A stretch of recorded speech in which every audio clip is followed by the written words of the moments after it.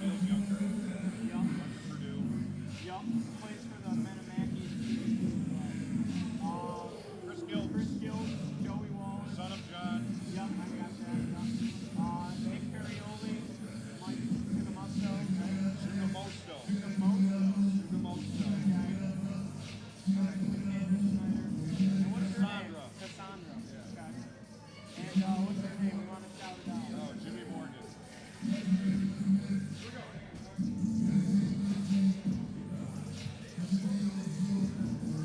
Thank you.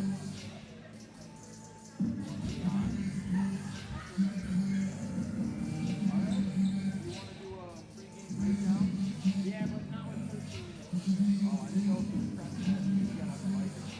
No, because it's live.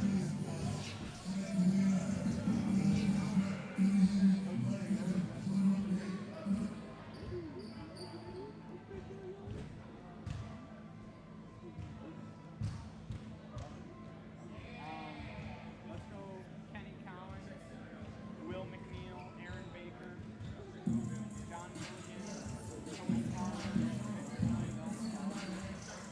Jacquil and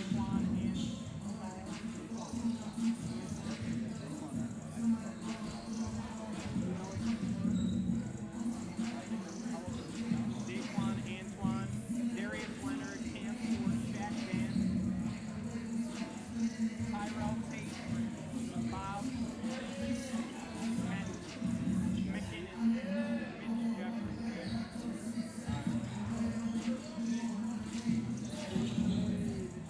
Jill Taylor,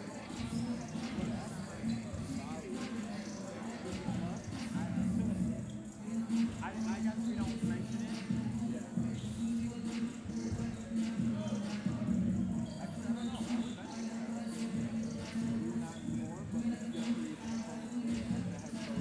That's one thing we can't do. Say we don't know, we're not going to learn.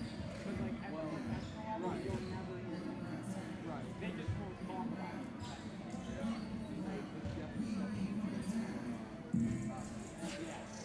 Yeah.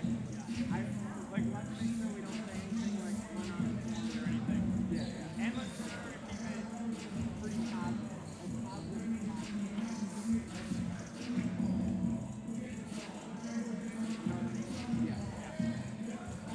Other than that,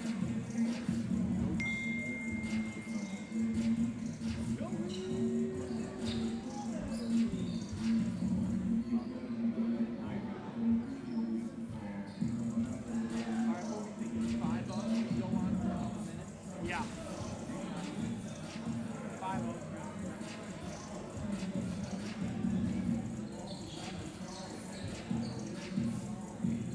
So who's the other couple he's talking about? Where? Yeah. Okay. Who's the other one?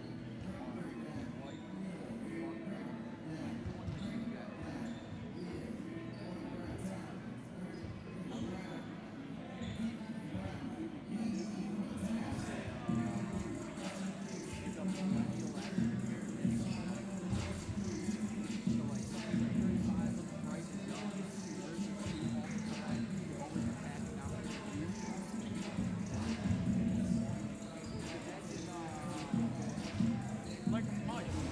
Mike would be. I would imagine someone young, yeah.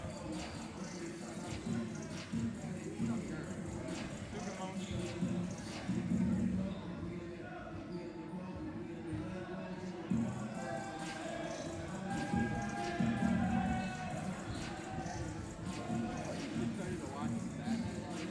I know. Would you like another time to it?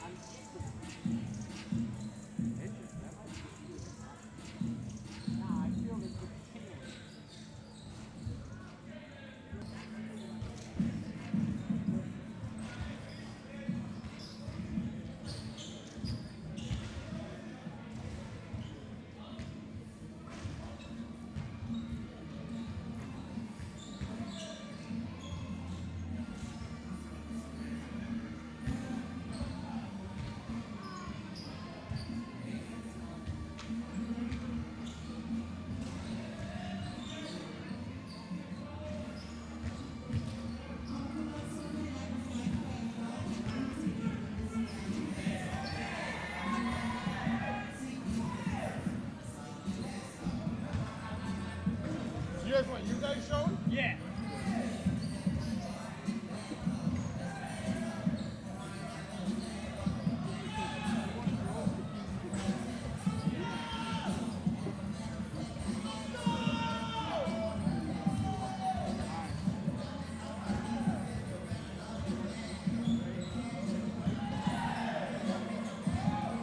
How's it look? Are we good?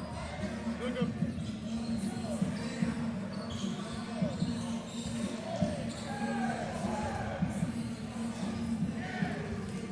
Welcome into TBL TV. Giovanni Heater alongside Kyle Marshak with you from Bishop Grimes High School in Syracuse, New York. Kyle, the site of tonight's matchup, it's Game 2 in a best-of-3 series, the Syracuse Stallions and the Raleigh Firebirds. Yeah, it's going to be a fantastic matchup.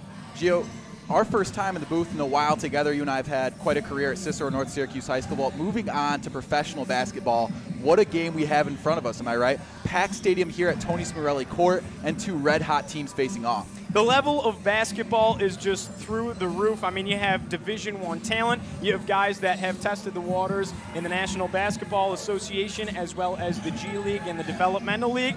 You have guys that have played overseas. I mean, the talent on the floor tonight is certainly going to be on full display. Now, it was Syracuse that took Game 1. Final score was 143-119. That was down in Raleigh on Wednesday night. But the Firebirds didn't go down without a fight. Matter of fact, they were leading over the Stallions in both the end of the first quarter and at halftime, taking things into the locker room. But it was a dynamic and it was a fast start for the Stallions in the second half. They were able to pull away with it. Absolutely dynamic, to say the least. I mean, it was a back-and-forth game until that second half, and I really think the biggest thing for the Stallions is those high IQ shots. It'll be one of my keys to the game for them. They have low percentage, shooting variabilities from all over the court. Free throw, inside, so they need to be able to take smart shots. Obviously, they can get away with it with guys like Trezon Burrell on the court because they just hit shots from crazy distances, but at the end of the day, a lot of changes for both teams to make tonight, Gio. Trezon Burrell had a fantastic performance in the last outing on Wednesday night. 37 points, 6 assists,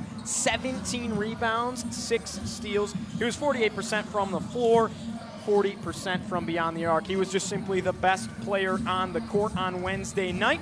The Stallions went 48.1% from the floor. The Firebirds, in contrast, 38.9%. But the biggest category that stood out to us from looking at an outside perspective was the rebound category, especially in the second half. That's what allowed Syracuse to pull away. 68 rebounds for the Stallions, 53 in contrast for the Firebirds.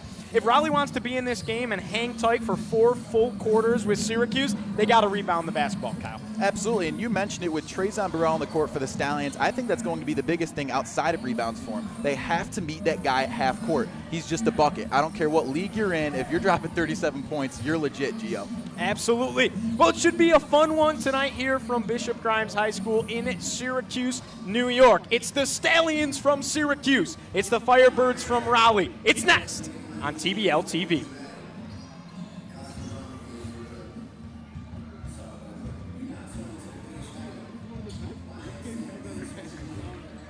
Thank you.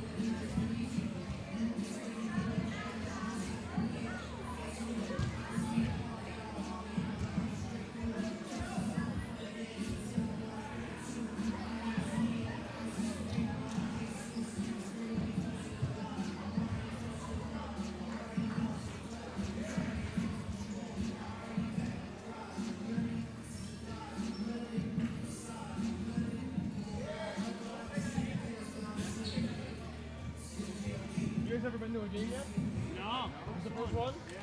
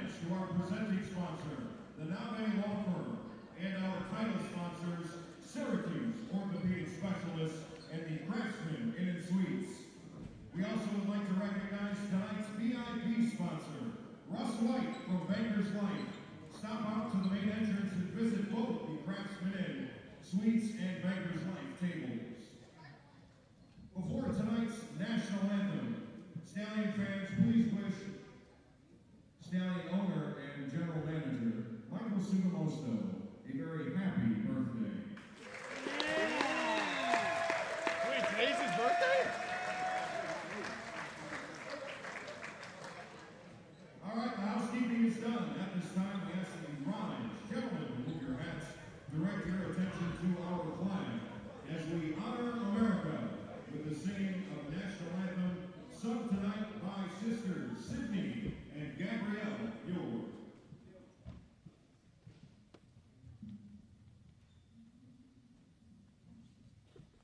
Oh, say, can you see by the dawn's early light what so proudly we hailed at the twilight's last gleaming, whose broad stripes and bright stars on the sky, o'er the ramparts we watched, were so gallantly streaming, and the rocket's red glare, the bombs bursting in air,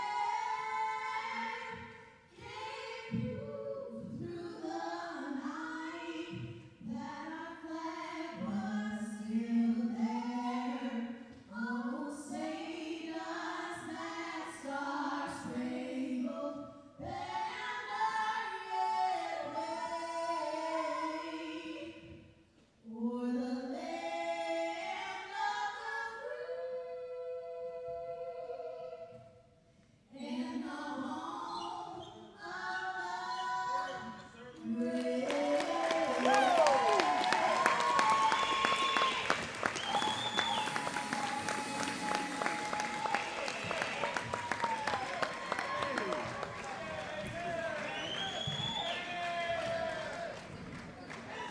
Sydney and Gabrielle Muir, everybody. Excellent, excellent, excellent, all around. All right, it's time for tonight's starting lineups. Firstly, visiting Firebirds of Raleigh. The Firebirds enter tonight's contest trailing 0-1 in the playoff series. Starting at guard, 6'8" from St. Augustine University. Number 1, Jacquil. At guard, 6'2", from Pittsburgh. Number 7, John Milligan. At forward, 6'5", from Lee College. Number 10, Tony Farmer. In the middle, for the Firebirds, 6'10", from Long Beach State University. Number 12, Eric McKnight. And at guard, 6'4", from Limestone University. Number 24, Jack Dance. Head coach of the Firebirds, Mitch Jeffries.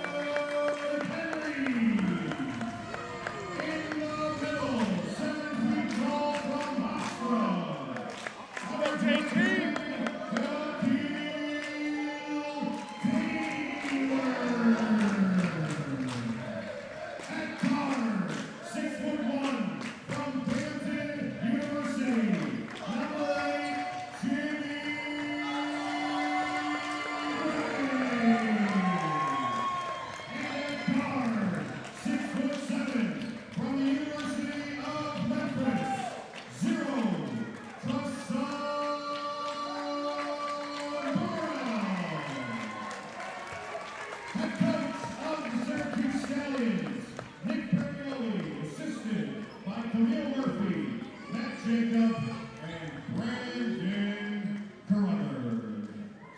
Tonight's officials, crew chief Mike Martin, Steve Wilson, and Jafar Kinsey. All right, folks, before starting the first quarter, we'd like to thank again our presenting sponsor, the Nave Law Firm, and our title sponsor, Syracuse Orthopedic Specialists, and Christian Estes. Well, how about a presentation for you tonight on TBL TV? We're in Syracuse, New York, Bishop Grimes High School, the home of the Syracuse Stallions. Giovanni Heater alongside Kyle Marshak with you tonight for Game 2 of a best-of-3 series where the Syracuse Stallions hold a 1-0 lead. And just like that, we're underway from Syracuse, New York. The Stallions off the bat got to play some tight defense. The Firebirds had a quick start in the beginning of the last game. It's already red hot early. The Firebirds getting a shot. Can't get it to go, and up the court goes Tristan Burrell. Burrell to the tin, and it's an early lay-in for the Syracuse Stallions. A quick blocking call on the other end of the floor. It's Jacquil Taylor. And now shooting two for the Firebirds will be Shaq Dance. Kyle, this is an atmosphere. Finally, sports are back, basketball's back, and how about a fantastic start to the TBL Championship Series in round one. Game 1 for Syracuse, game 2 in the series. Absolutely, and we'll mention it a couple times. Both these teams red hot. As I just mentioned, the Firebirds, 7 of their last 8 games falling in their favor. The Stallions, 14 of their last 14. So talk about a positive ratio. Both these teams looking to continue those winning streaks. The Stallions come in today 20-4 in the regular season, number 1 in the TBL East Conference. This is their 3rd year as an organization, 1st year in the TBL. What a statement they have made. On the other side, the Raleigh Firebirds 11-10 in the regular season. They're the 4 seed. Kyle, they had to win 7 of their last 8 contests to earn a right to play tonight and get that playoff spot. The Firebirds, despite their early struggles, did just that. 7 of their last 8, and here they are in Syracuse at a big bucket by Tony Farmer. Hey, like your ABCs, Tony Farmer over the top getting that lay to get their first bucket of the game. Jimmy Gray kicks it out, 3-pointers up in the air. Jordan Robertson knocks it down, and Syracuse scores on back-to-back opening possessions. Jimmy Gray will dish that ball to the wing all night. Look for a lot of shots from that area.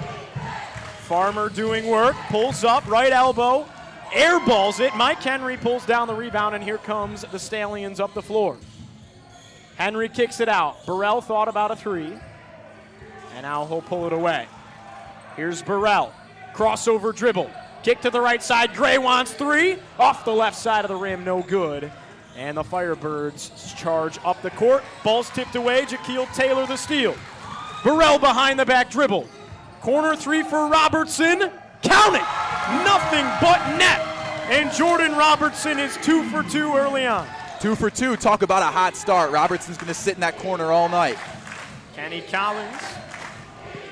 Now working the corner again. Shaq Dance, the floater, no good. Jacquil Taylor almost tips it in. Henry ends up with the rebound. And how about this fast-paced basketball? In the corner again. Robertson, yes, sir!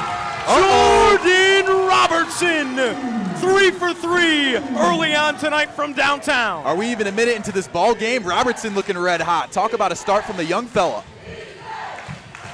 And it feels like the roof is already ready to blow off Bishop Grimes High School. But silencing the crowd is Kenny Collins, the St. Augustine's University and Mexico overseas product.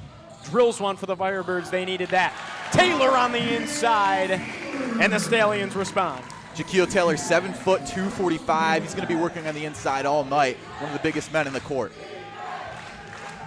Now the key tonight for the Firebirds, you'd have to think, Kyle, is just keeping their composure, right? They were in this game. Jimmy Gray knocks it away. Burrell pulls it up, and a foul on the floor. The energy from the Stallions bench is there. But the Firebirds were in this game. We mentioned it in our pregame conversation. Actually led in the first quarter, 35-33. Then they led at halftime going into the locker room, 71-65. But that was before an onslaught of offense and some great defense as well by the Stallions in the third and fourth quarter. Burrell way downtown off the back of the rim. Too strong. And Eric McKnight will take it up the floor. Kick to the corner. Collins wants three, no good. Burrell, a tough rebound. Trying to take it to Europe with the Euro step on the inside, kicking it back out, but Collins couldn't connect. He's got to hit that shot wide open. Henry thought about a three. Jab step here, baseline drive. Henry, the reverse layup, no good. Jacquil Taylor pulls down the board. It's not there, and great defense by the Firebirds down low. Swarming in to send that one out of bounds was Eric McKnight. Finally, some composure from the Firebirds on the inside, a team that needs to work the glass a lot more because they're facing the best glass cleaning team in the country. How about an inbound play? Mike Henry, Jacquil Taylor going up and over the defense, making it look easy. It's a 14-6 lead early on for Syracuse. Kenny Collins. Look at this Stallions defense, Marshak, just absolutely suffocating. And as I say that, it's Tony Farmer with his second bucket of the night. But the way that they're playing out, playing aggressive, playing very physical, they're just very active defensively. Taylor, the spin move in the paint and does damage. Well, in that last possession for the Firebirds, what I noticed is they're just moving the ball more. And they're a team that's 7th in assists in the league, so that's obviously one of their strong suits. But early on in these first few possessions, just not moving the ball around the top of the key. They usually spread their shots pretty variably, but not early on. Collins gets that one sent away, and in his face, Tristan Burrell let him know. Oh my goodness, 6'7", 200 pounds, the guard/forward. An emphatic block to start it off, and the Stallions lead the league in blocks too. There's too many strengths on this team, Gio. Burrell is what you would like to call a walking bucket, Kyle. 37 points, 6 assists, 17 rebounds, 6 steals in the first contest, game 1. And Marshak, that was the first time these two teams actually met, was in game 1 because of how the schedule played out between COVID and traveling expenses and everything like that. Syracuse just played the 4 teams in their division, so to speak, in the East Conference. And so they hadn't met Raleigh yet. Now, both these teams are in the East Conference, but you know, Syracuse kind of stayed in the Northeast Division, so to speak, didn't travel down south. Raleigh played a lot of the teams Syracuse did, but the Stallions did not do a lot of traveling, played the same 4 teams. Now they're getting a taste of another squad. Absolutely, and that's just how official this league is although you would think maybe it's a weaker conference as another ball swatted away, it's not, because the Stallions are looking red hot early against some faraway competition. Jacquil Taylor, the big man on the Stallions squad, 7-foot center inside from Cambridge, Massachusetts. Played his college ball at Purdue. Also played in the TBT tournament for Men of Mackey. This guy is a star in the world of basketball, and there's no doubt about it. Hey, no lack of talent on both sides, and a smart timeout for Raleigh. Mitch Jeffries definitely have to run things over because early on, they're just suffocated on the offensive side of the glass. And the crowd gets loud as the Firebirds are forced to talk things over here. Mitchell Jeffries stepping up as head coach tonight. Thought it was time to talk things over, Marshak. 16-8 is the lead for the Syracuse Stallions. I think this is a perfect time to go over the keys of the game presented by Price Chopper Market 32. Absolutely, and you know, Firebirds talking things over right now, much needed because they're not moving the ball. That's definitely one of their team strengths. As I mentioned, 7th in the league in assists. But, you know, other than that, obviously meeting Tristan Burrell at half court, you have to prevent his penetration. That guy's already getting to work on the inside, and he already chucked one up from deep too. There's just too much depth to his game. You know, otherwise for the Firebirds, you have to continue getting to the paint and drawing those fouls. They had an abnormally good game from the charity stripe last game, and they're a team that gets fouls better than almost any other team in the TBL, so they have to continue to do that. Play to your strong suits. Meanwhile, for the Stallions, obviously smart shots, a team that, despite leading the league in points, has low shot percentages from almost everywhere on the court. You know, with that being said, they have to have some high Q defense in the paint because they have to prevent that foul trouble from happening. A team that gives up a lot of free throws facing a team that gets a lot of free throws. And I think the biggest thing that stands out to me as well is the rebound category. 68 rebounds for the Stallions, 53 for the Firebirds in game 1 on Wednesday night. And if Raleigh wants to hang around with a tough Syracuse squad, they're going to have to be more effective on the glass tonight. We haven't seen it. Syracuse really has dominated in the early going through the first couple of minutes. And for the Firebirds, the point's almost moot. I mean, Jacquil Taylor's 7 foot, an experienced player. I genuinely think he cleans the glass better than anyone in the nation. The closest in height on the Firebirds squad is a 6'10" center, Eric McKnight. Played at Iowa State, Florida Gulf Coast University, and ended off his college career at Long Beach State. So both guys had some experience at some big Power 5 schools in their college days. Drive to the inside, and Burrell's there to take away the corner pass. Tristan Burrell up the floor, and look how tightly they're guarding him, Kyle, because they know he is the most effective scorer on the floor. Turnaround jumper, Jacquil Taylor couldn't get the home roll, and instead the Firebirds will head up the floor. This to the inside. Look for him to just try and get to the glass all night. Jamel McAllister just couldn't finish. Got up and over Mark Henry, but it wasn't there. Good tip on the inside. Robertson's there to pick it up for the Stallions.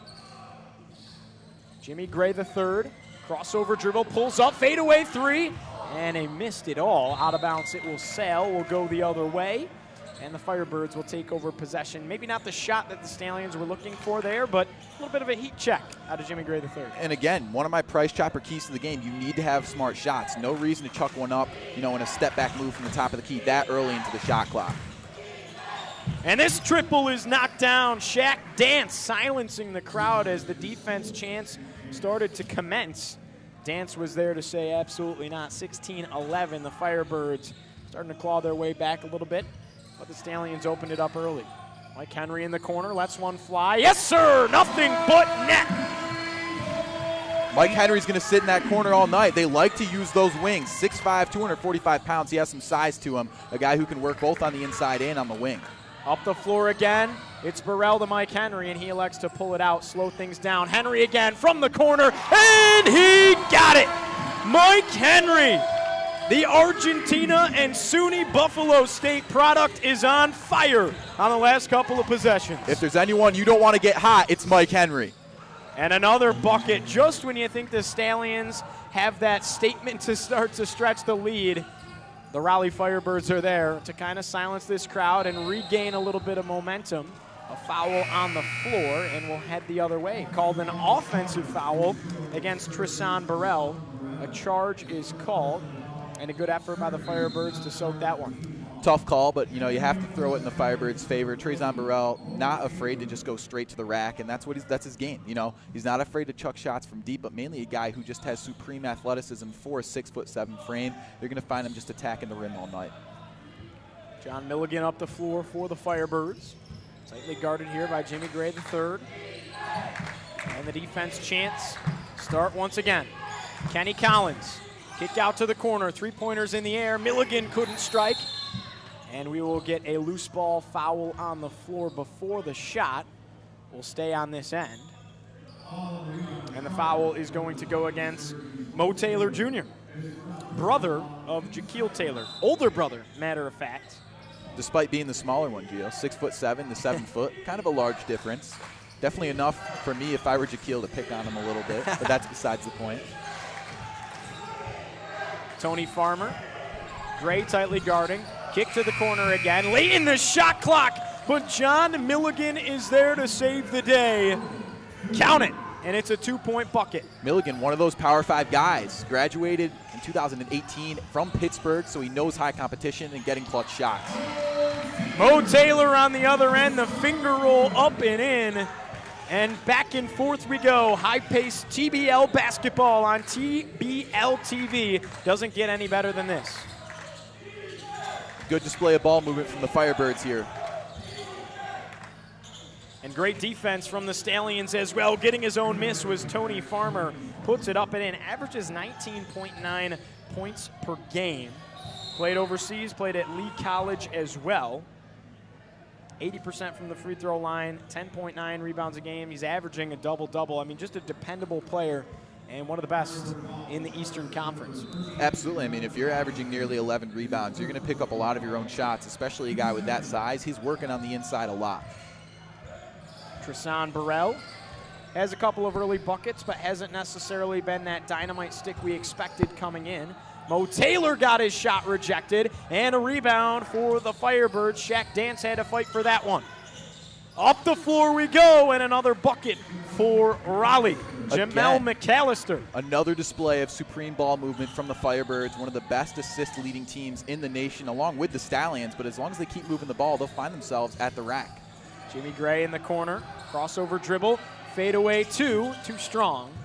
And Jimmy Gray struggling to find his bucket so far tonight. Deep three, and it hits Tony Farmer, electrifying the court here in Syracuse.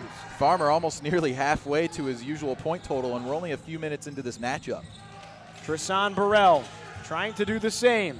Burrell fadeaway, and he rolls it around the rim, striking the net. Tristan Burrell making something very difficult look so easy. Feed to the middle, and the Stallions couldn't get up the court quick enough. Jamel McAllister adds a deuce to the scoreboard once again. And just like that, Kyle, the Firebirds have drawn this to a 2-point game. Absolutely, and it's just low IQ shots in the inside again, stuffing his ways. Mike Henry getting a big bucket to respond, but we have guys like Jimmy Gray chucking up shots that are heavily contested. You cannot afford to do that early in this game. That's why the Firebirds stuck with you last time. They can stick with you this time too. How about Mike Henry? Letting him hear it a little bit. You gotta love the talk taking place here on the floor between these ballers. Three-pointer up in the air, rattled around, no good. Mike Henry dives on the floor for it. Out of bounds it goes off the fingertips of Henry. We will stay at this end of the floor, Kyle, and we will get a timeout as well. 2:10 left to play, and the Stallions hold a 4-point advantage. What fast-paced basketball we have here, and how about the Firebirds having the resilience to fight back, claw back, a couple of fast break opportunities, and I think that's going to be the key because the Stallions are so good in a defensive set when the game is slowed down. The more they can push the tempo, the more they can play transition basketball, the better chances they have. I mean, it's all metaphoric. In any sport you watch, you know, you're going to have a guy who's leading this matchup, whether it's boxing, whether it's a race. You're going to have someone that steps out front early, and right now it looked like it was the Stallions in the first few minutes, but the Firebirds take it back, and now they're commanding the pace, just as you mentioned. And how about Jordan Robertson, 17.9 points a game coming into tonight, 5.9 rebounds. Also likes to dish the ball away, 2.4 assists. Now, he only shoots 30% from beyond the arc this season, but despite all of that, he's been red hot from downtown in the early going. Started the ball game 3 for 3. And perhaps it's a display of that ball movement from the Stallions. Robertson, a guy who moves so well off the ball. One of the smaller players in the court, has a ton of speed, finds himself wide open in the corner. Of course he's going to hit those shots. He's lights out when it's not contested. Perhaps it has to do with that low IQ shot percentages that we're seeing from the Stallions. All these guys like to take contested shots. That's what hoopers do.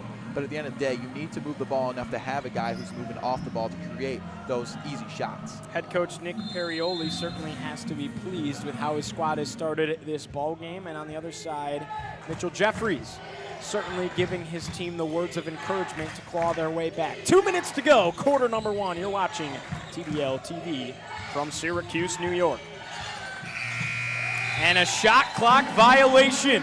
The Firebirds couldn't get anything off. And how about the defensive stance from the Syracuse Stallions?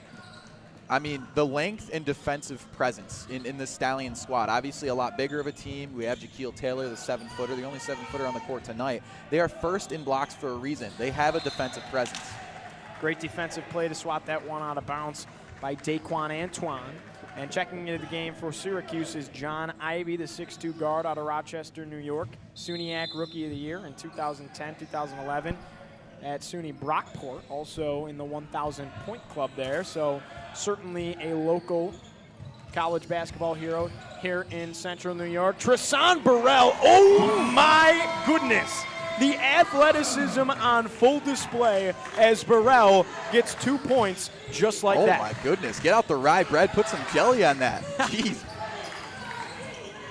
Corner three up in the air, off the mark, no good, and John Ivey pulls down the rebound. That was Darius Leonard, the Wake Forest product. We saw him warming up as well in a Wake Forest t-shirt.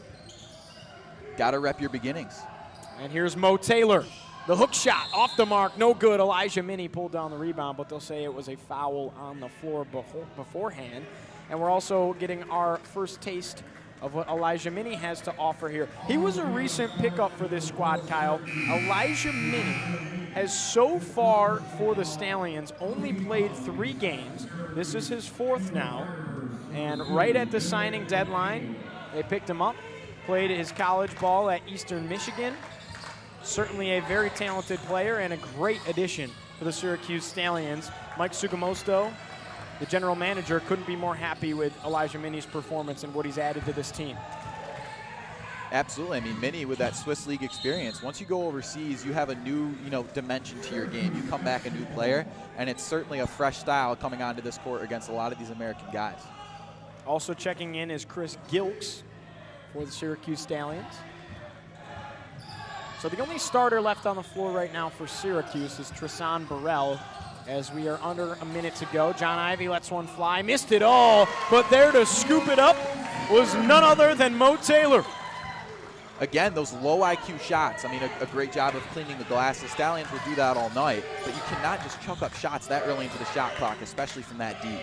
Will McNeil put on a show for the Firebirds this season, and a block off the glass. Elijah Minnie sends it away. Tristan Burrell, the no-look dish, and the slam. Elijah Minnie, as the entire crowd is now on their feet. Raise the roof here on Tony Smerelli Court. Oh my goodness. 3 seconds to go in the quarter. And we will stay on this end with 2.5. A tough take for Will McNeil. No call with the physicality down low from the Stallions. What a dish from Tristan Burrell. That's that extra level, unselfish play. And Elijah Minnie was there to stuff it home. Look for a screen from Fort. McNeil's going to try and get a shot in the wing. Now another player rolling around. Try to get the dish on the inside. They couldn't get it. And that will be how quarter number 1 ends. It's a 10-point lead for the home squad, Syracuse Stallions, 34-24. And what a first quarter it was. 12 minutes, a lot of scoring, a lot of back and forth, and we ended it off with a highlight play. Yeah, well, who needs eyesight? I mean, when you're that athletic and with that frame, I mean, you and I joked about him kind of looking like Kevin Durant, but it's not even a joke anymore. This guy has too much size to be moving that athletically. And, when you make plays like that, it's emphatic enough that it brings a spark. It isn't just fancy. It makes a point, really. And actually the style of his play is arguably similar, the way he finds that fadeaway, his ability at his height to stretch the floor, shoot from the outside, but also can get a bucket on the inside. I mean, he's just an incredibly talented player. This is a next level kind of guy. I mean, it's no kidding that he played his college days at Memphis, which is D1. He played in the G League. He played overseas. I mean, this is a guy that's been all around the basketball world, tested the waters, and got his feet wet in the National Basketball Association. So Tristan Burrell is really a wonder here and a fantastic talent. And if we're talking about former Warrior players, if we're making those comps, Gio, I mean, how about a little bit of Klay Thompson and Jordan Robertson, that catch-and-shoot guy at the wing? He was lights out with 3 shots to start it off from deep for the Stallions. That's an emphatic way to start it, if anything else. Similar comparisons in play style, to say the least. 12 minutes are already gone here on TBL TV. Once again, Giovanni Heater alongside Kyle Marshak with you here from Bishop Grimes High School in Syracuse, New York. A fantastic atmosphere here on a beautiful Friday night. Game 2 of the TBL Championship Series, round number 1. 14 teams still remain. Syracuse, an opportunity to advance tonight. And the beauty of this league, so many more teams added to it next year. They're going to have 49 teams in this league. That's as good as it gets, Gio. John Ivey, crossover dribble, gets to the 10 and missed it all. Scooping it up now and moving up the floor for the Firebirds. And the trifecta off the mark as well. Chris Gilks pulls down the rebound. And here come the Stallions. Fast-paced basketball. Gilks kiss it to Burrell. And instead the Firebirds stole it away. Foul is called, and they've been really lenient as far as the foul. I mean, they're really letting these guys play as far as the physicality goes. Not that time. So the foul looks like it will go against Mo Taylor. Tristan Burrell still showing the presence on the inside as well, trying to get the help on defense. I think this team, again, for their size, is so fluid on defense, which is why the Stallions have this special ability to just shut down teams. And Shaq Dance at the charity stripe, shooting 2 for the Firebirds. And as I mentioned, one of those keys to the game, the Firebirds have to move the ball and get to the inside, draw those fouls, and this is, one of the first times that they've met the charity stripe tonight. That's not going to help their case. They need to just get to the charity stripe, get those easy buckets. Obviously, a high percentage shot when nobody's defending you. So knocking down both that time was Shaq Dance. Tristan Burrell tried to knock it down, and instead scooping up the rebound for the Firebirds was Darius Leonard, the Wake Forest product. Leonard wants three. Give it to him. Darius Leonard left wide open. The big man can shoot, 6'8", and he let that one fly. Elijah Minnie, the pump fake. Minnie a drive, kick out, and a three for Mo Taylor. That's the ball movement you needed right there. The Stallions have to continue to go to those wings. They're just finding guys wide open in the corner all night. Shaq Dance on the right side. Now a little bit of momentum here. Some crowd noise taking place. Three-pointer and a response. Daquan Antoine lets it fly from downtown, and he converts. Elijah Minnie the drive. The save from Gilks. Gilks trying to find someone to get it to. Trapped up in the corner, finds Minnie. Minnie over to John Ivy. Ivy doing work on McNeil. Ivy a spin. Ivy kick out. Taylor wants three again off the front of the rim. Left it too short, and now up the floor will go with Shaq Dance. Kick out again. Three-pointers in the air, and Darius Leonard. Another one from downtown. The big fella can let it fly, Kyle. Leonard, a lengthy presence from deep. He's going to continue to get those shots up all night. Three-pointer off the mark for the Stallions, and the rebound secured by Shaq Dance. Dance kind of almost hesitating to get to that ball for some reason. Dance the step back off the front of the rim, kissed off the window too short, and now up the floor come the Stallions. Tristan Burrell, a one-on-two, and it doesn't matter. Two defenders inside of the paint, and Burrell says, excuse me, as he puts two more on the scoreboard. Like your ABCs, threading the needle right there. Tristan Burrell looking sharp. Quick to the rack, the floater for Will McNeil. And he saw Burrell closing in quickly, had enough height on that floater to let that one fall through. Hey, little guys can get buckets too. This dude is looking sharp early on with a floater over one of the tallest men in the court tonight, Tristan Burrell. Elijah Minnie, step back three, left it short off the front of the rim. Now here come the Firebirds in transition, a two to tie, off the back of the rim, no good. Burrell pulls down the board, and it's a 3-on-2 for Syracuse. Elijah Minnie to Burrell, open on the wing, and no good. Burrell looking ice cold early on. He's got to make a difference on offense. And they'll call a foul. Looked like he had a lot of ball. Clearly had a little bit of arm as well. So heading to the free throw line again will be Shaq Dance. In that previous possession, one of the teammates using a great use of that jump stop to try and get that open bucket in the inside right near the charity stripe. Ended up missing anyways, but instead, we see number 22 or 24, just racing to the rack. Shaq Dance kind of rushing himself almost. And two of these would tie it, but he misses the front end of the two free throws. And we have some substitutions taking place for both squads, but especially for Syracuse. A lot of the starters checking back in. Jacquil Taylor finds himself back into the ballgame. Jordan Robertson, Mike Henry, John Ivy will remain. And as their fifth man, they will go with Jimmy Gray III. Really like the mixing up that Nick Perrioli is doing. And that's the thing about both these teams. They played 12 deep in game one. That's literally everybody on the roster as far as players go that are healthy at this point. Everybody getting in the mix. And that means everybody is at that same talent level. You just can't keep guys on the bench. John Ivy pulls it away. Ivy to the 10. Count the bucket and the foul. How about the hoop from number 3 in white? Oh my goodness, slick that one up and put it in. John Ivy, huge presence on the inside. John Ivy making an explosion off the bench. He started many games this season in a fantastic year that the Stallions put on. So he knows how to play in big moments, no doubt about it. Started plenty of games, coming off of a little bit of a foot injury, so could be part of the rehabbing process to ease him into it. As Ivy knocks down the three-point play. Ivy, former SUNY Rookie of the Year, as you mentioned. This guy knows how to get buckets. 1,000-point club at SUNY Brockport. This dude knows what he's doing. And Syracuse won't let him tie it up. It's a 4-point advantage, 42-38 for the Stallions. Spin move, kick to the corner, tipped away, and Jacquil Taylor's there to pick off the pass. Jordan Robertson in transition. The cross, the spin, the floater, kick out. Ivy wants three, top of the key, got it. John Ivy is hot, Kyle. And look at the court vision. You have to appreciate the assist too. Jordan Robertson moving the ball well. He's not just a catch and shoot guy, making a play right there, and a huge one at that. Jacquil Taylor picks up the missed three. Jimmy Gray up the floor. Syracuse has scored on their last two possessions. Robertson trying to make it three, and he knocks down the trifecta. The Stallions are really heating up here in Syracuse. Somebody's hot, and this court is getting real warm right now. And I know I'm sweating a little bit, but these guys, oh my goodness, just red hot from deep.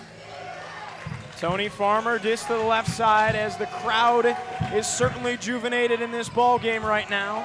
Deep three for Will McNeil, missed it all. And now you're starting to feel a little bit of an advantage here for the Stallions. Hey, when one of those guys who's supposed to be commanding the offense is starting to chuck up extremely low IQ shots, you really have to put a question mark on that one for the Firebirds. You blink, it was a 2-point game a second ago. Now the Stallions were up 10, make it 12 because Jacquil Taylor just put two more on. Hey, 50-38 definitely looks good. With 7 minutes to go until halftime, the Stallions just have to hold on to this lead. Daquan Antoine, a hard take to the tin, and he's fouled.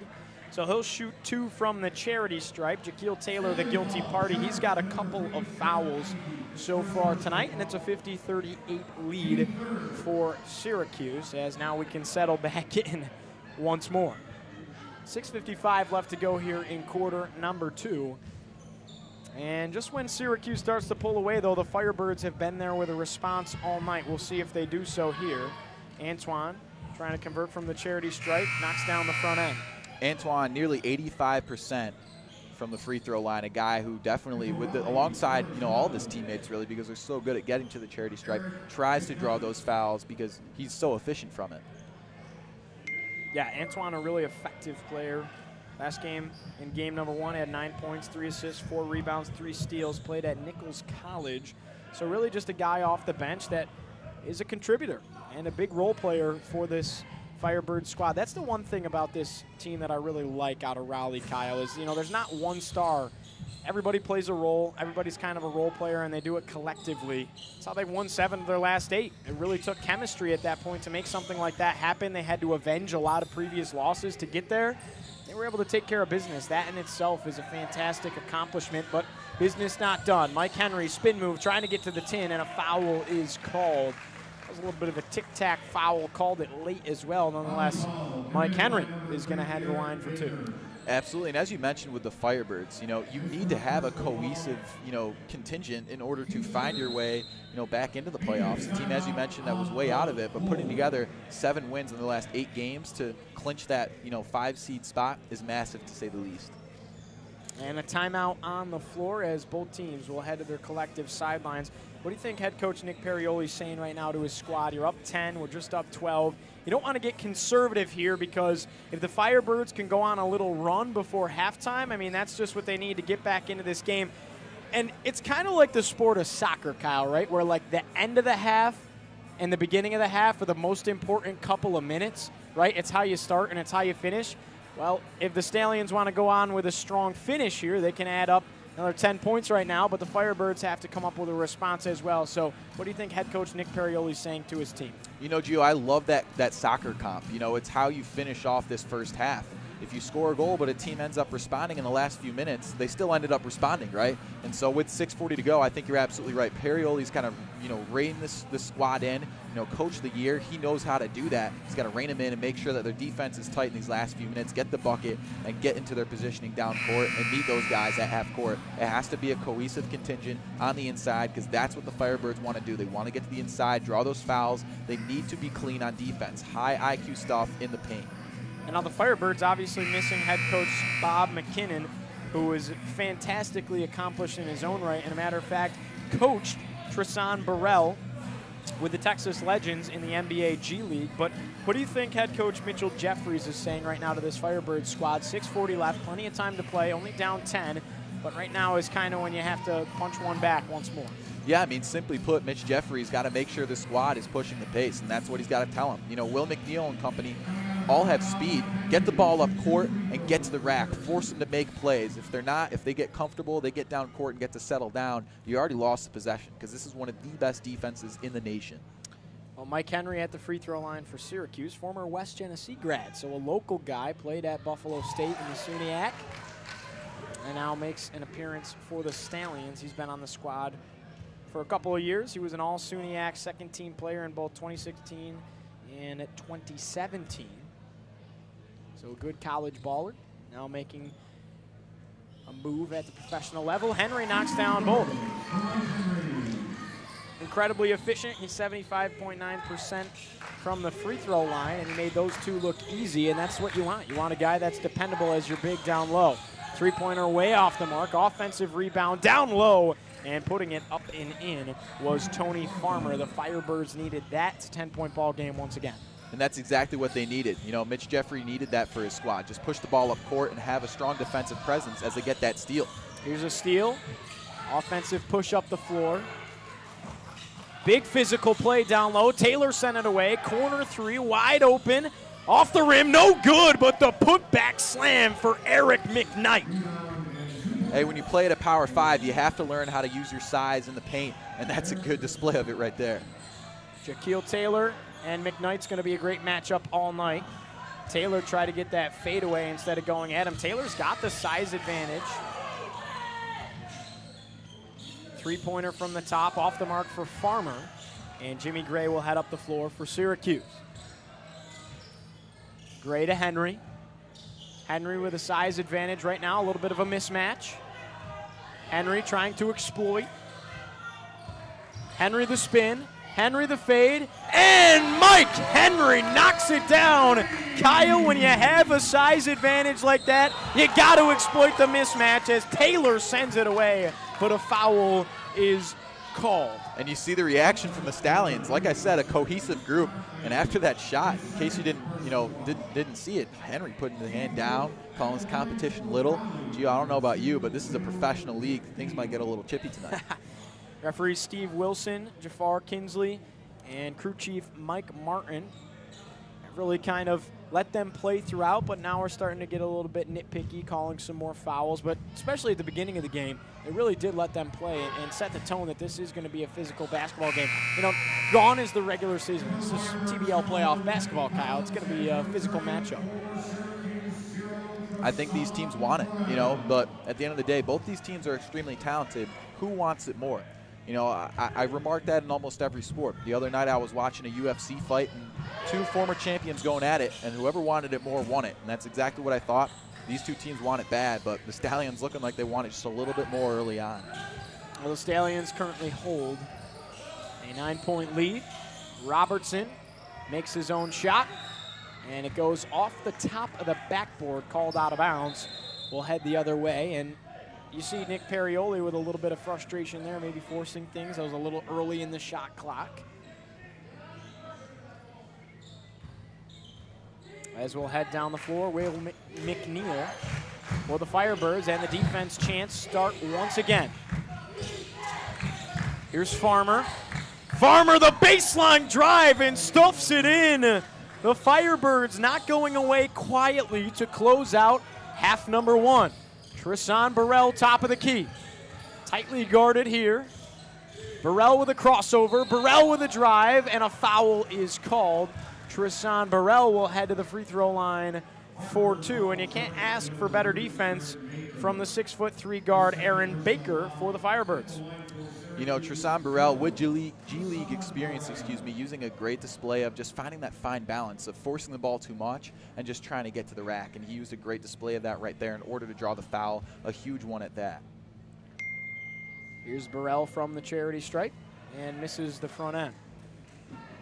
Left that one short. And Burrell, a rare miss from the free throw line. 50% from the field, 36% shooting the three. But he's 78.7% effective from the free throw line. Missed both of them.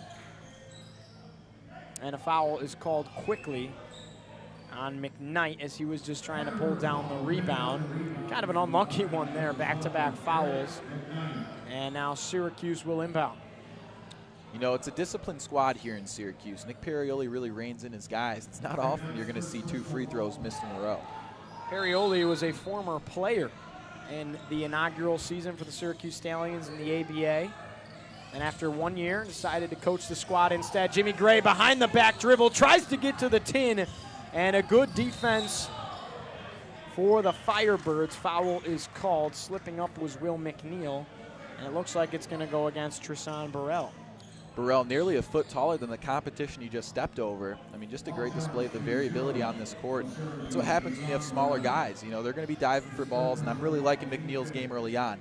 Not taking the smart shots just yet, but still that hustle player, kind of the equivalent to Mike Henry for us. You know, Henry's sneaky athletic for the Stallions, but, you know, at the end of the day, still a hustle player. It doesn't matter how athletic he is. He's going to try and get the small things going for the Stallions as a response. Right.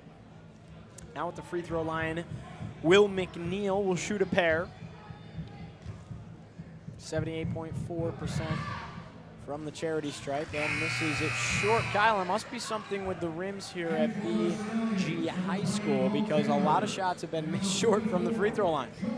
You know, you and I can reminisce in the days that we're hooping at school with the double rims. That's what it looks like, you know? Those double rims, man, let me tell you. And Burrell will take a seat. That means for the first time tonight, we'll see number 44, Joey Wallace, with his father, John Wallace, former Syracuse legend, in attendance. Here's Wallace up the floor. Wallace tightly guarded by McNeil. Wallace, step back 3. Off the front of the rim, no good. Jacquil Taylor pulls it down. The end one bucket. And an opportunity for a 3-point play at the charity stripe for Jacquil Taylor, the Purdue product. And that's Taylor's game, 13 points per game, but 6.9 rebounds to match that. He's going to stay in the paint and just keep it simple. Not one of those centers like we see today who's going to sit around the perimeter, try and make some shots happen from the top of the key. He does his job on the inside, cleaning the glass and getting those easy buckets away. And it's a 56-48 advantage for the Stallions, leading by 8, 4:15 left to go here in quarter number 2. It feels like quarter number 2 has certainly had more fouls to it and slowed the game down a little bit. Taylor knocks down the free throw, and it's a 3-point play for Jacquil Taylor. You know, foul trouble, definitely a thing that the Stallions are going to have to worry about. You can't be too aggressive on defense. And, you know, honestly, that's just a part of it. Such a cohesive group on the inside. You have to expect that. Tony Farmer got his shot sent away by the 7-footer. Jacquil Taylor had an offensive play on one end and now making a defensive highlight on the other. Kenny Collins to inbound for Raleigh. Aaron Baker trying to work at Mark Henry.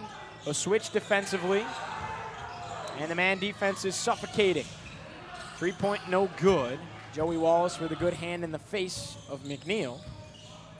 And again, another low IQ shot for McNeil. I saw it in his eyes. He wanted that shot from deep. Mo Taylor got that one tipped away. It's a 3-on-2 up the floor. 3-pointers in the air, no good, and Jordan Robertson pulls it down. Mo Taylor on the other end, and it's a missed dunk, Marshak. Just a tough break for the Stallions, and that was Jacquil, rather. And a good job by the Firebirds to slow it down. In a fast-paced sequence like that where both teams are missing shots, just get the right shot. Kenny Collins, 3-pointer, no good. Tough fight for the rebound. Tony Farmer ends up with it. Now Mike Henry pokes it away. 1-on-2 up the floor. And it's tipped away again. Joey Wallace, a pump fake. Dish to the inside and just trying to do a little bit too much. Kenny Collins steals it away for the Firebirds. And Joey Wallace standing tall defensively, a little bit of a height advantage there. McNeil just couldn't quite get up over him. A little bit. You know, Joey Wallace using a great display of just, you know, basic defensive ability. You don't have to reach out. Just keep your arms straight up, and you won't see those fouls flooding in. A great job to just get in front of the man. Another timeout called on the floor. 2:55 left to play here in quarter number 2. Again, Syracuse Stallions broadcast sponsored by Price Chopper Market 32.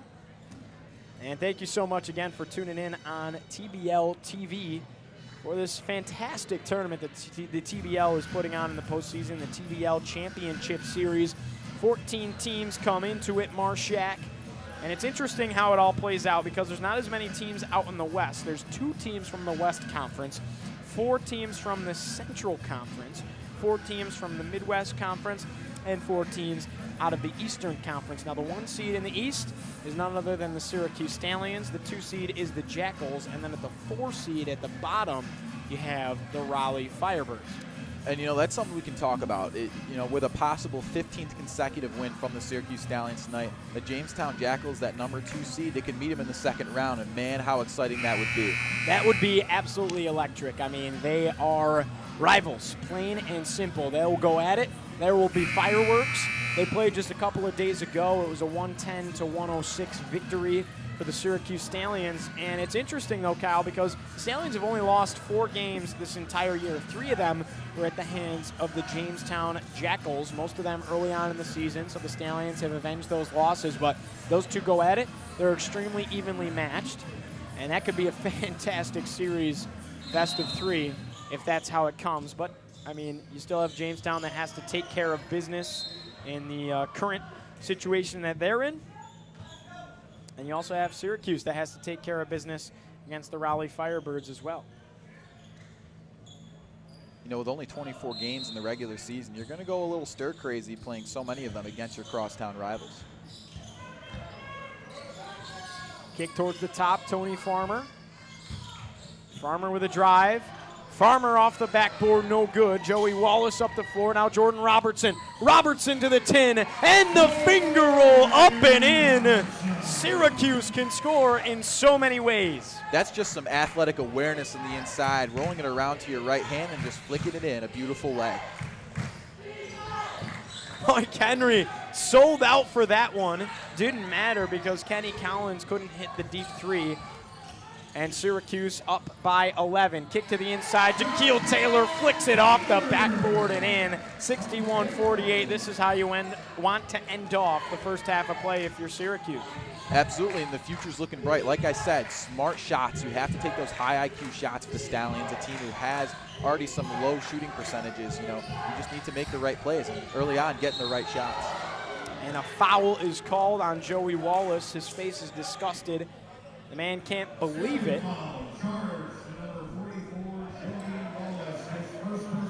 It's Joey Wallace's first foul of the game. Now Raleigh will shoot 2 free throws from the line, and it'll be Tony Farmer.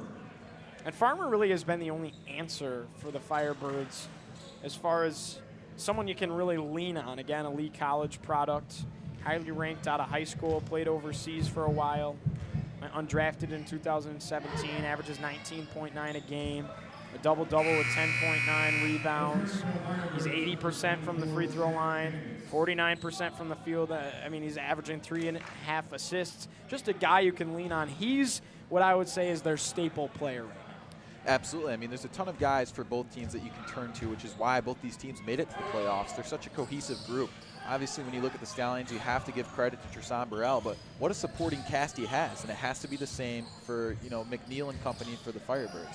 Mo Taylor, left elbow jumper, left it too strong. Jacquil Taylor, the offensive board, and Syracuse dominating in that category. Wallace, good ball movement here for Syracuse, and Mo Taylor kisses it off the window. And a big bucket there for the Stallions. And Taylor just keeping his game simple on the inside. A good use of that jump stop, getting the easy bucket. And there's Tony Farmer, the pull-up jumper on the other end. Got that one to fall. As we approach a minute to play here in quarter number 2. Joey Wallace kicks to the corner. Henry thought about a 3. Now Henry, jab step again. Henry, step back, fading away.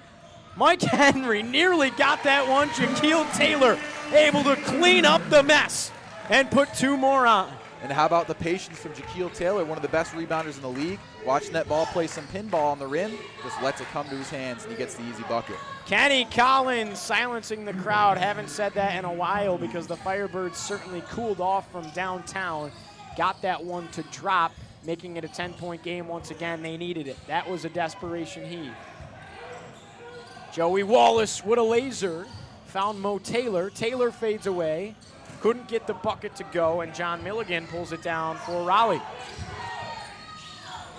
Taylor pokes it away, makes up for it on the other end, then throws it to the wrong team. The gray and white can get a little confusing, and making him pay for it was Shaq Dance from downtown. He averages 20.5 a game, and he's a dynamic scorer.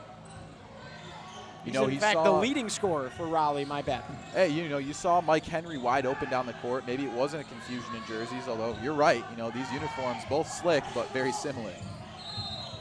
And a foul is called. Mike Henry will head to the free throw line, and Mike Henry likes to chat on the court. Extremely entertaining to watch from a fan's perspective, and that's what we are as broadcasters, right? We're just fans at heart, of course. As many athletes would say, there's levels to this stuff, and Henry's certainly on that top level with the verbal game at least. I couldn't agree with you more, as Mike Henry will head to the free throw line. He's done that a handful of times tonight. 4.4 seconds remain here in half number one as some of the fans start to head for the concessions. Henry knocks down the first free throw. It's a 66-58 lead for the Stallions. This could make it 9.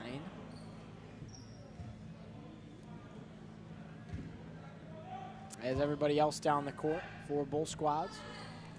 Henry knocks down both. And a timeout called on the floor. Mitchell Jeffries, you got to take advantage of every last second in a playoff game like this. So Mitchell Jeffries thinking, let's draw something up here. You got 4.4, plenty of time for a catch and shoot. And he probably got a couple of dribbles as well.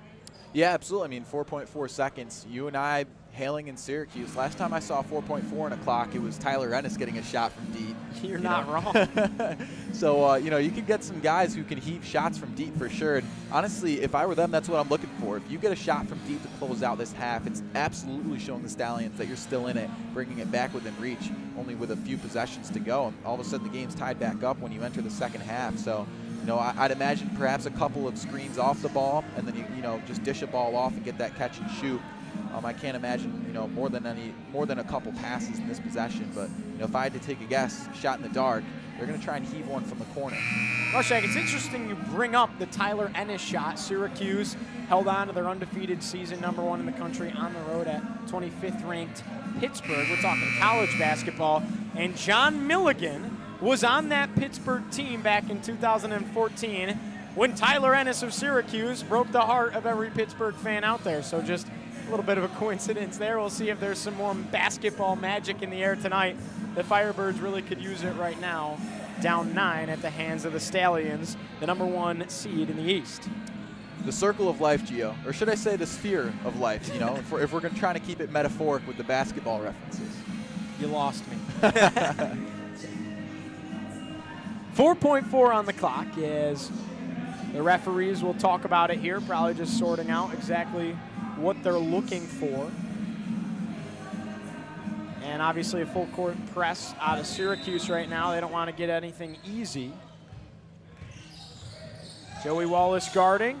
Three-pointers up, and the bank is not open tonight. That will do it for half number one.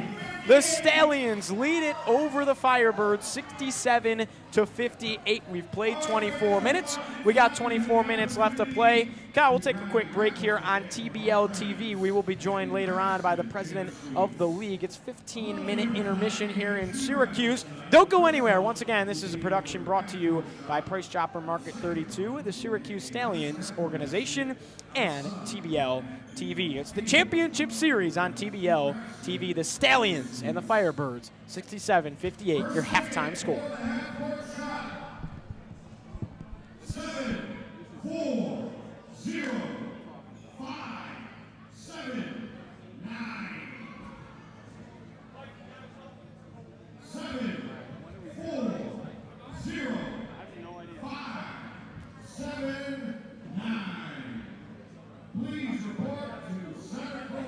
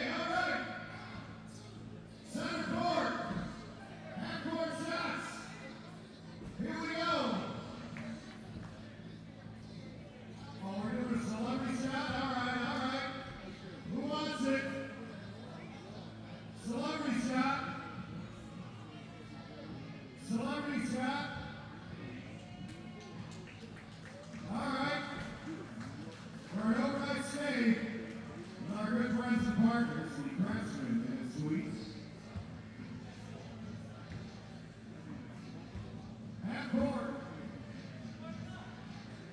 Half court. Here we go. Gotta get loose. Gotta get loose. Gotta warm it up. Half court. Center court. 2 shots. Fans, let's cheer him on. Here we go. There we go. Oh! All right, he's lined it up. Lined it up. Here we go. For an overnight stay from the Craftsman Inn and Suites.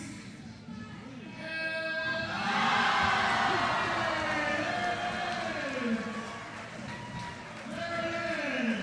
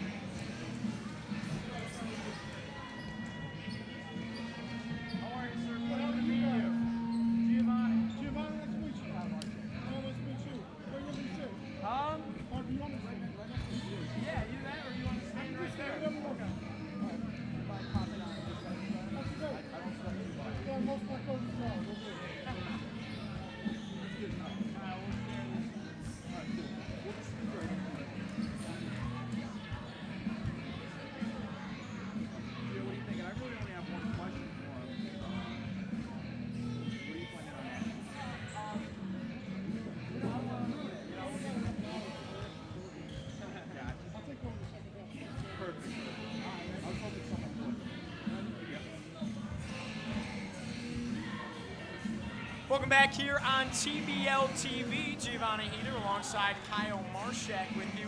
Kyle, and it was a fantastic first half for both the Syracuse Stallions and the Raleigh Firebirds, and we are pleased to be joined in just a couple of moments with the owner of the TBL. We'll be right back in just 2 minutes. Stick around on TBL TV.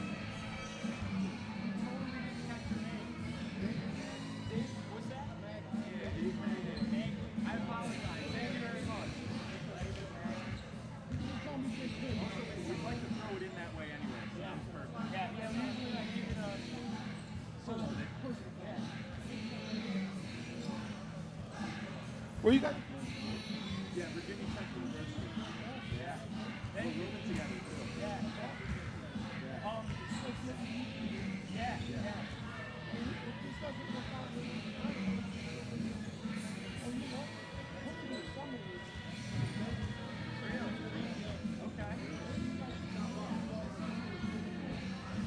Let us know. Yeah. Okay.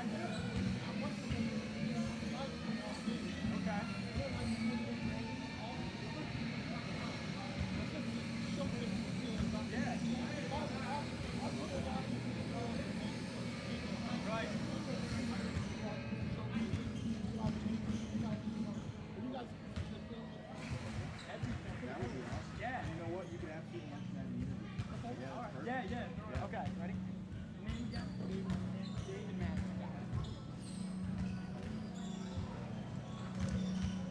Welcome back once again on TBL TV. Giovanni Heater alongside Kyle Marshak with you, and we are joined by the head of the TBL, the Basketball League, David Magley. Mr. Magley, how you doing tonight? I'm blessed and highly favored, watching a great game, and you know, every time it looks like Syracuse is going to run out with it, doggone it, if Raleigh doesn't fight back, and they're just really pretty evenly matched teams that play really hard.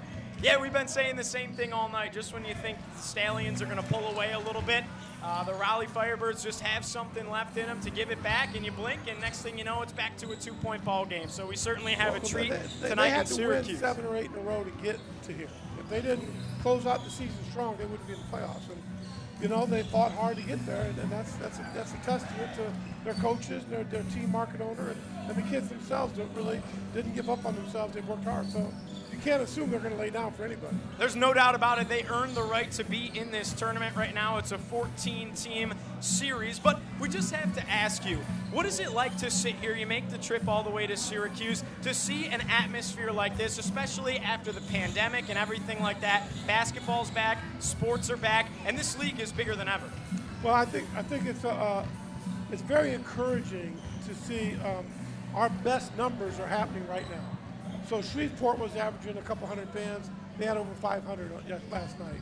Jamestown was averaging 100. They had over 500 last night. This is the biggest crowd they've had in Syracuse. There's over 2,000 a night in Kokomo. So all of our venues are starting to fill back up. And like Mike says, you know, he watches Mike's do the most of your GM. He's like, with this league, every time somebody shoots, I expect it to go in. Which that's just a testament to how good these young men are. It's a lot of talent in this country, and we're just taking advantage of helping them get to their dreams. Absolutely, and you just mentioned, Mike, you know, when you're talking about the competitiveness of these games and how you're getting the best numbers right now, do you think it's the competition that we see right in front of us, some of the best teams working their butts off to make the playoffs and get the #1 seed with the Stallions, brewing beautiful games and high-scoring matchups like what we saw in the most previous matchup between these two teams? Do you think it's, you know, a credit to those games that you get with these competitive squads, or do you have to credit the numbers that you're getting right now from the TBL, which I'm sure you're happy to have as the owner of the TBL, you know, accredit it to others, you know, things brewing in the basketball world? Is it the culture surrounding it, or is it a variety of different things? I think it's a variety. I think there's a lot of excitement about the league. There's a lot of people that want to see these young men play. We have such a local feel. We're a big deal in Syracuse. We're a big deal in Kokomo. We're a big deal in Raleigh. And so when you go to some of these small, Enid, Oklahoma, we're a big deal in Enid, Oklahoma. Shreveport, Louisiana. So when you go into these markets, they're just learning who we are. The level of play stepped up because they've been together for 24 games. Trishan Burrell, you guys have had him about 10 or 12 games. He was figuring out the first couple games. And he's gotten better and better and better. And you know, everybody's giving me a grief. Why isn't he on the all-conference team? Well, if he'd have been here from day one playing like he's played the last 8 games, he would have been on the first team because he's that good of a player. we have to ask you a little bit of obviously what the vision was for this league and what it has turned into. You have to be incredibly pleased, but what's next for the league? What's in the future to come, and how much has it grown in really an incredible amount of time? Well, we've gone from 8 teams the first year, 10 the second, 12 the third. The pandemic hit, and then we decided, what do we do? We got Syracuse first, and once Syracuse dropped last year, about March, the whole thing just blew up. And then we went to 29. We'll be at 48 this year. We're trying to slow the growth some so that we can really land in about 64 in another 6 or 7 years. There's plenty of talent to fulfill that amount of players, and there's enough markets that we're a big deal in. The more teams, like think about it, next year you all will play against Albany, you'll play against Lehigh, Pennsylvania, you'll play against Atlantic City, New Jersey, you'll play against Reading, Pennsylvania, and you'll play against Norwalk, Connecticut, along with Boston, Tri-State. Probably you'll see Jamestown probably move into the more of a western market, but all of a sudden you've got, instead of playing everybody 8 times, you're playing everybody 3 or 4 times, but you still have close local rivals. So it's really coming together nice, and the vision is my wife's. It's about community first. We want to treat these young men more as entrepreneurs than entertainers. Teach them how to use their celebrity to help themselves so that they can impact their lives, as well as go on to do greater things. And that's jobs and opportunities. And, use basketball, don't let it use you. Absolutely, and to elaborate further on that vision that you're talking about, obviously, there's so many levels to it to build such a beautiful league, the third best league in the nation at that. When we talk about those visions, we heard some plans about the summer. Could you elaborate on, showcasing the ability of these athletes in order to build a level of this league, possibly over the summer as well? No, that's a great point. So our goal is as soon as the season ends, we always want to time it to end just before the NBA does, so that we can go into their summer league with our own summer league in Las Vegas. Every NBA player in the world, every NBA scout and agent around the world, the European scouts, Asian, South American, are all in Vegas for 2 weeks. If we can carve out 3 days where our brand has already pre-qualified these kids, they know they can play because they're TBL players. We think we'll have one of the best events for 3 days, and it doesn't cost the kids any money. We're paying for the hotel. They got to get themselves there, but they can do a lot of things while they're there, go to other tryouts and all these things. And for 3 days, they're going to get showcased in front of the agents. And we're hoping to have young men like you to come in and do every game. This is we want to be a showcase. Right now in the background is a song that's the TBL anthem. We held a contest for that. We're promoting them. Those young people got a video. So we want to be a showcase league for everybody. That's why we're so excited to see young, 2 good-looking guys, you not so much, that are going to Virginia Tech, and they're going to be superstars one day. And we're going to say, you cut your teeth on TBL, and be proud of that. Kyle and Giovanni are going to be rock stars. There's no doubt about it. We appreciate you so much. Thank you so much for being here, and thank you for your time. You guys be blessed. Thank you. Thank you.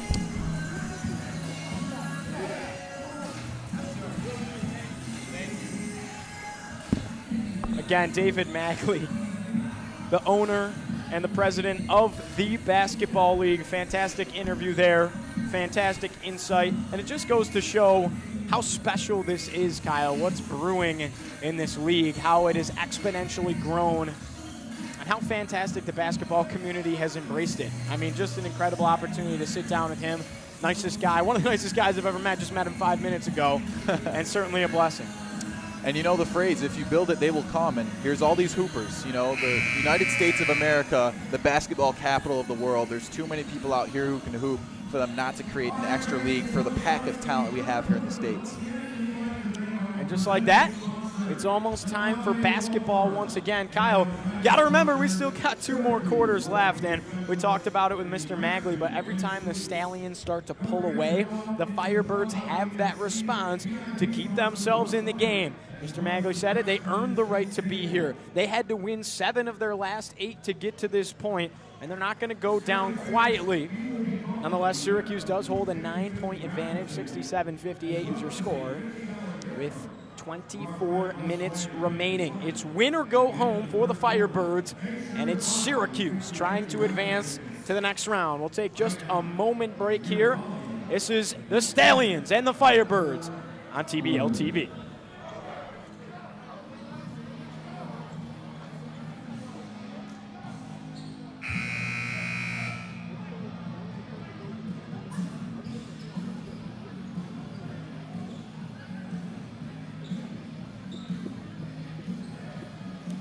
Welcome back on TBL TV. Giovanni Heater alongside Kyle Marshak with you tonight as the Syracuse Stallions and the Raleigh Firebirds go to do work and make some magic happen in Syracuse, New York. It's game number 2 of the opening round, best of 3 series, and the Stallions hold a 1-0 lead as well as a 9-point advantage. After one, what a shot. Jordan Robertson tried to dunk it home, flew out of his hand, kissed off the window, and still fell through. Nonetheless, 2 points is 2 points, and it's 69-58, Marshak. The most aggressive layup I've seen in years. Tristan Burrell is berated there as he pulls down the rebound. An early foul on the floor. It's going to go against Shaq Dance. And Syracuse will head the other way. 11:31 left to go, just 29 seconds gone, and we already have some physicality and a whistle blown. And you speak of the physicality, Gio. I'm not a man of predictions, but you do not want to poke the bear that is Tristan Burrell. This guy will get burning hot and make a difference in a matter of moments. Kicked it out to Mike Henry. Mike Henry refuting the call.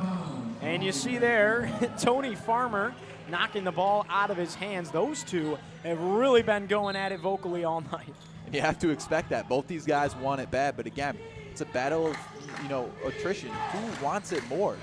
And it looks like Tony Farmer and company trying to stay in the mix, but the Stallions just need it. Firebirds, Jimmy Gray couldn't connect. And here comes Raleigh up the floor. Down 11. Here's Farmer. And even with the tech, the Stallions